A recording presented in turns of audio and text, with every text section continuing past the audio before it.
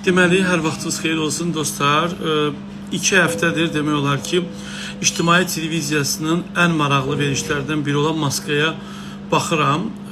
Amma bir şey nəzərimdən qaçmadı.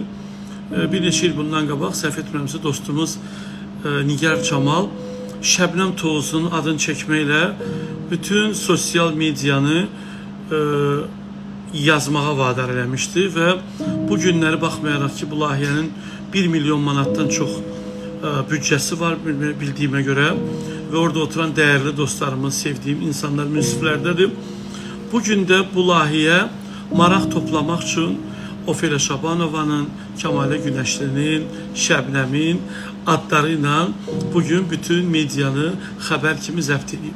Deməli, bu günləri İctimai televiziya bayağı müğənniləri efirə çağırmayın deyərək öz aralarında oturub verilişdə dağılıb özlərini dağıdaraq danışan İctimai televiziyanın aparıcıları bugün bu simaların adın layihədə çəkilməyinə imkan verərək sosial mediada PR-ını aparırlar.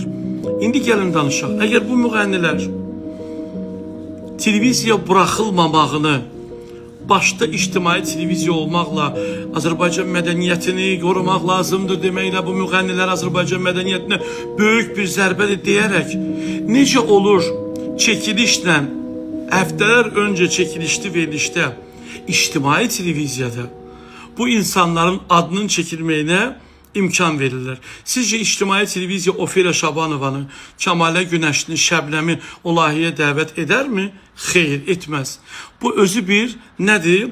Bu özü bir politikadır, yəni siyasətdir ki, bunların adını çəkilməklə sosial medianı özlərinin layihələrinin PR-ına dəvət eləməkdir. Amma bu verilişin ilk buraxılışında yığdığı reyting 1,68 idi. Yəni bu günləri bu verilişdən yazırlar yalnız Şəbnəmə görə, Ofelia Şabanovaya görə, Kəmalə Günəşliyə görə. Fakt faktlığında qalır. Amma layihə çox maraqlıdır.